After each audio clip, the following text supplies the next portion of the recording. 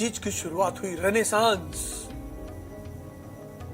बड़ा प्यारा वर्ड है। जब मैं आधुनिक विश्व के इतिहास पर आऊंगा, मैं विस्तृत इस शब्द पे चर्चा करूंगा। रेनेसांस यानी रीबर्थ। किसका? रैशनलिज्म का। भैया आप शंकर जी के भक्त हो, बहुत अच्छी बात है, लेकिन कम से कम आप ये तो पता करो कि भारतीय संस्कृति में शंकर जी का क्या महत्व है। और अगर ये हमारे देश के लोग पता करके हम पूजा कब करते हैं? जब किसी से कुछ सीखते हैं और उससे हमारे जीवन में परिवर्तन आता है, तब हम उसकी पूजा करते हैं, उसका पैर छूते हैं।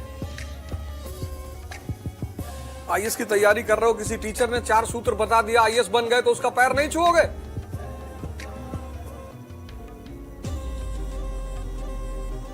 हनुमान जी की पूजा जो आदमी कर रहे हैं, वो कम से कम हनुमान जी से एक चीज तो सीख ले, ध्यान।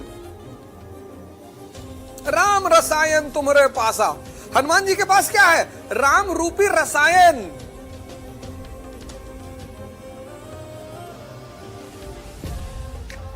राम रसायन तुम्हारे पासा, सदा रहो रघुपति के दासा। तुम्हारा भजन राम को भावे, जन्म जन्म के दुख बिसरावे।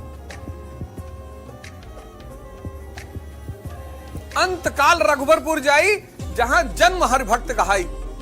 और देवता चित न धरी, और कोई देवता चित में नहीं आएगा।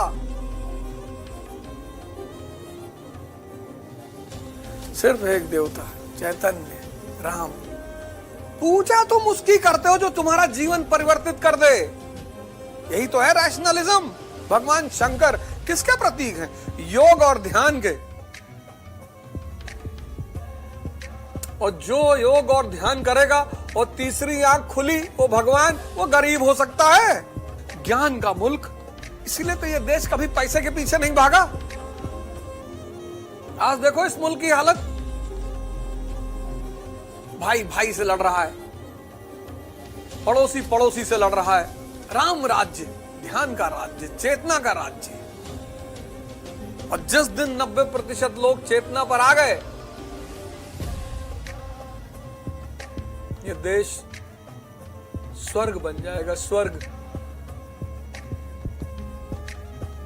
जब भी हमको रोल्स रॉयस मिलेगी, हम मारुति 800 छोड़ देंगे। नियम है। तो पश्चिम में 1453 के बाद हुआ रेनेसांस की बुद्धि, रैशनलिज्म, सेंस ऑफ इंक्वायरी। ये क्यों कर रहे हैं? शंकर जी की पूजा क्यों कर रहे हैं? हनुमान जी की पूजा क्यों कर रहे हैं? क्यों करना चाहिए? छोड़ना नहीं।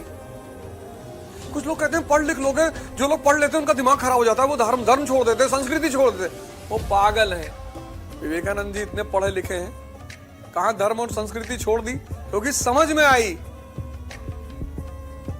बोले मॉडर्न है, दारू पीते हैं भैया, और किसी दिन लोग नाली का पानी पीने लगे मॉडर्न वाले, तब क्या करोगे?